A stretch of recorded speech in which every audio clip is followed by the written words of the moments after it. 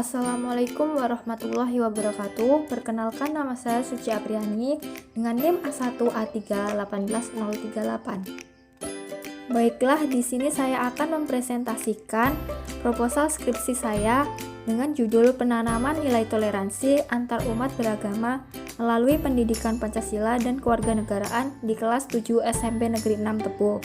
Dosen pengampu yaitu Bapak Dr. Andes Muhammad Salam, MSI.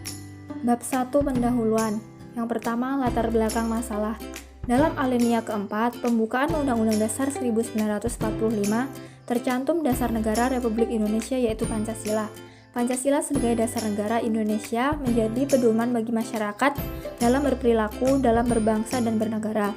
Selain itu, Pancasila juga memiliki kedudukan yang istimewa yang merupakan pokok kaidah negara yang fundamental dan juga menjadi sumber dari segala sumber sebagai pandangan hidup, sebagai jiwa dan kepribadian bangsa.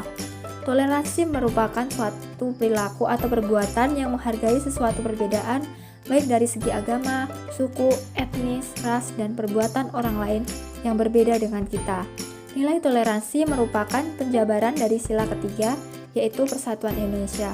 Pada sila Persatuan Indonesia, berarti bahwa dalam sila tersebut diharapkan agar masyarakat Indonesia memiliki nilai persatuan dalam berbangsa dan bernegara. Nilai persatuan tersebut bisa dilihat dari keberagaman suku, agama, budaya, ras, dan lain sebagainya yang ada di Indonesia. Dengan banyaknya keberagaman tersebut, diharapkan masyarakat Indonesia dapat bersatu dan rukun antar perbedaan yang ada. Dalam sila ketiga ini juga memiliki tujuan agar masyarakat selalu kompak dan bersatu padu dalam berbagai hal. Penanaman nilai toleransi tentunya sangat diperlukan dalam kehidupan sehari-hari. Dengan adanya penanaman nilai toleransi, maka diharapkan antar sesama umat manusia dapat bersatu, rukun, dan tidak membeda-bedakan antara suku, ras, etnis, budaya, dan agama. Penanaman nilai toleransi dapat dilakukan melalui pendidikan Pancasila dan kewarganegaraan, di mana dalam pendidikan Pancasila dan kewarganegaraan, di dalamnya memuat dan mengajarkan nilai-nilai yang salah satunya terdiri dari nilai toleransi. Sikap toleransi akan melebihkan sikap saling menghormati dan bekerja sama antar umat beragama. Toleransi beragama menyebabkan pemeluk agama dan penganut kepercayaan terhadap Tuhan Yang Maha Esa yang berbeda-beda dapat hidup dan saling berdampingan satu sama lain dan serta aman dan damai sehingga tercipta kerukunan hidup yang menjunjung tinggi terciptanya persatuan dan kesatuan bangsa Indonesia. Namun pada kenyataannya nilai toleransi yang ditanamkan pada saat ini belum sesuai dengan yang diharapkan. Hal ini dapat dilihat pada saat observasi yang dilakukan oleh peneliti terhadap siswa kelas 7 SMP Negeri 6 Tebo. Masih banyak siswa yang tidak mau berteman dengan siswa yang berbeda agama. Jumlah siswa kelas 7 SMP Negeri 6 Tebo yaitu 70 siswa yang terdiri dari 58 siswa beragama Islam dan 12 siswa beragama Kristen. Berikut ini tampilan dari tabel indikator keberhasilan toleransi. Berdasarkan data yang diperoleh peneliti melalui indikator toleransi, dapat disimpulkan bahwa nilai toleransi yang ditanamkan oleh siswa kelas 7 SMP Negeri 6 Tebo masih sangat rendah, khususnya pada indikator kelima yaitu mampu dan mau bekerjasama dengan siapapun yang memiliki keberagaman latar belakang, pandangan, dan keyakinan. Di sini banyak siswa yang hanya mau bekerja sama ataupun berteman dengan latar belakang dan keyakinan yang sama. Untuk itu diperlukan upaya untuk meningkatkan penanaman nilai toleransi kepada siswa melalui pendidikan Pancasila dan kewarganegaraan. Dari berbagai uraian penjelasan tersebut, peneliti tertarik dan merasa perlu melakukan penelitian dengan judul Penanaman Nilai Toleransi Antar Umat Beragama melalui pendidikan Pancasila dan kewarganegaraan di kelas 7 SMP Negeri 6 Tebo. Yang selanjutnya yaitu rumusan masalah. Pada proposal ini, rumusan masalahnya yaitu bagaimana penanaman nilai toleransi antar umat beragama melalui pendidikan Pancasila dan kewarganegaraan di kelas 7 SMP Negeri 6 Tebo. Adapun tujuan penelitian dari penulisan ini adalah untuk mengetahui penanaman nilai toleransi antar umat beragama melalui pendidikan Pancasila dan kewarganegaraan di kelas 7 SMP Negeri 6 Tebo. Yang selanjutnya manfaat penelitian. Manfaat penelitian ini terbagi menjadi 3, yaitu yang pertama manfaat untuk siswa. Penelitian ini diharapkan dapat memberikan pembelajaran dalam penanaman nilai toleransi serta menghasilkan peserta didik yang berakhlak dan mampu bersikap toleran terhadap sesama. Yang kedua, manfaat untuk peneliti.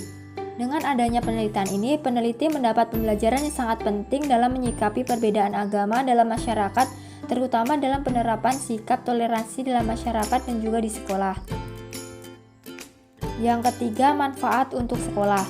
Penelitian ini diharapkan dapat menambah wawasan bagi sekolah dan bagi guru khususnya dalam menemukan nilai-nilai toleransi antar umat beragama melalui pendidikan Pancasila dan kewarganegaraan. Definisi istilah. Yang pertama, toleransi. Toleransi secara bahasa adalah menahan diri. Sementara secara istilah, toleransi merupakan sebuah sikap untuk saling menghargai, menghormati, membiarkan pendapat, pandangan, dan kepercayaan kepada antar sesama manusia yang bertentangan dengan diri sendiri. Yang kedua yaitu penanaman nilai toleransi. Penanaman nilai toleransi adalah usaha yang dilakukan seseorang atau seorang guru dalam menanamkan atau menekankan suatu tindakan yang pantas atau tidak pantas dikerjakan dalam hubungannya antar pemeluk agama. Yang ketiga, pendidikan Pancasila dan kewarganegaraan. Pendidikan Pancasila dan kewarganegaraan adalah sebuah program pendidikan yang tujuannya utamanya itu untuk dapat membina warga negara yang menuju ke arah yang lebih baik menurut kriteria juga ukuran pembukaan Undang-Undang Dasar 1945. Bab 2, kajian teori. Yang pertama, kajian tentang toleransi. 1. Definisi toleransi. Istilah toleransi berasal dari bahasa Inggris yaitu tolerance, berarti sikap membiarkan, mengakui dan menghormati keyakinan orang lain tanpa memerlukan persetujuan. Menurut Wahid, istilah toleransi berasal dari bahasa Latin tolerans yang berarti membiarkan mereka yang berpikiran lain atau berpandangan lain tanpa dihalang-halangi. Yang nomor 2, toleransi beragama. Muhammad menjelaskan bahwa toleransi beragama adalah menghormati dan berlapang dada terhadap pemeluk agama lain dengan tidak mencampuri urusan masing-masing. Artinya kita boleh bekerja sama dengan mereka baik dalam aspek sosial, ekonomi, atau hal-hal lain yang berkaitan dan bersifat duniawi. 3. Prinsip-prinsip toleransi. Yang pertama, kebebasan memilih agama. Yang kedua, rasa persaudaraan dengan sesama. Yang ketiga, menerima perbedaan. 4. Unsur-unsur toleransi, yaitu terdiri dari 1. Memberikan kebebasan dan kemerdekaan, 2. Mengakui hak setiap orang, menghormati keyakinan orang lain, dan saling mengerti. 5. Cara pengukuran atau penilaian toleransi. Untuk mengukur atau menilai toleransi dapat dilakukan dengan observasi dan dapat dilihat melalui indikator-indikator berikut ini. Kajian tentang pendidikan Pancasila dan kewarganegaraan. 1. Pengertian pendidikan Pancasila dan kewarganegaraan. Pendidikan Pancasila dan kewarganegaraan merupakan suatu pembelajaran yang urgent bagi peserta didik. Melalui pembelajaran pendidikan kewarganegaraan, di dalamnya terdapat nilai-nilai Pancasila. Dengan begitu, perkembangan moral diharapkan dapat diwujudkan dengan baik melalui pengimplementasian nilai-nilai Pancasila. Yang kedua, aspek mata pelajaran pendidikan Pancasila dan kewarganegaraan.